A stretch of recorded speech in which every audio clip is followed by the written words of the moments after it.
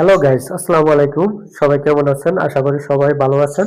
আজকে ভিডিওটা দেখাচ্ছি আমাদের বড়দবপুর পূর্বপাড়া কেন্দ্রীয় জামে মসজিদ। এই মসজিদটা অপূর্ব সৌন্দর্য, তাই আপনাদের মাঝে তুলে ধরলাম। ভিডিওটা অবশ্যই দেখবেন এবং কি লাইক, কমেন্ট, শেয়ার, ফলো করে রাখবেন। দেখুন, মসজিদের চতুর্দিকে পাহাড় আর পাহাড় আর গাছপালা সৌন্দর্য মুগ্ধ করেছে আমাদেরকে সবাইকে। দেখেন, তাই আপনাদের মাঝে ভিডিওটা নিয়ে আসলাম। এই মসজিদের সর্বপ্রথম এই গেটটা দেখেন।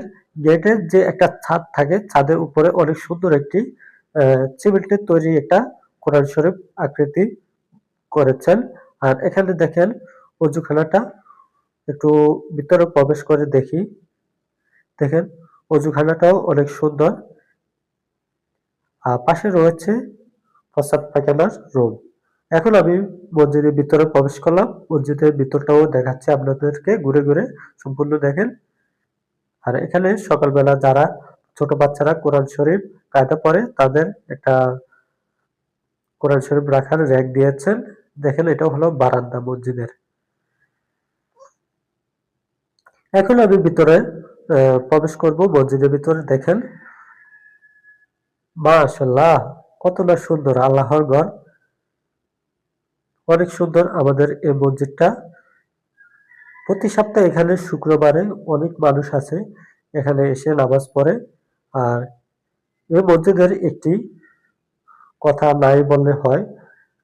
আমাদের মানবতা ফেরিওয়ালা হাজী শহীদুল্লাহ ভাই, উনি এই মসজিদের সম্পূর্ণ খরচ উনি দেন। আর সাথে আমরা আছি, যতটুকু পারি আমরা এলাকাবাসীরা সহযোগিতা করি। সম্পূর্ণ খরচ উনি দেন। আর সামনে আসছে আমাদের 10 জানুয়ারিতে এখানে একটি ওয়াজ দোয়ার মাহফিল হবে। এই মাহফিলে আসছেন আমাদের প্রধান বক্তা আহ রফিকুল উল্লাহ আফসারি হুজুর। সকলের দাওয়াত রইল, অবশ্যই আসবেন। এখন আমি একটু ছাদে যাচ্ছি, ছাদ থেকে দেখাচ্ছি আমাদের প্রথম গেটটা। অনেক সুন্দর দেখছেন। দেখেন চতুর্দিকটা দেখেন মসজিদের। আর এটা হলো আমাদের দ্বিতীয় গেট। অনেক সুন্দর গেটটা দেখছেন, অনেক সুন্দর করে তৈরি করেছেন। আর রাতটা হলো অনেক সুন্দর লাইটিং করা আছে, লাইট জ্বলে। আর এটা হলো মসজিদের মানে সামনের দিকটা। আর এটা হলো মাঠ, অনেক সুন্দর মাঠটা। আবার মসজিদের যে একটা কবরস্থান থাকে না, এই দেখেন কবরস্থানটাও অনেক সুন্দর। কবরস্থানটা দেখেন।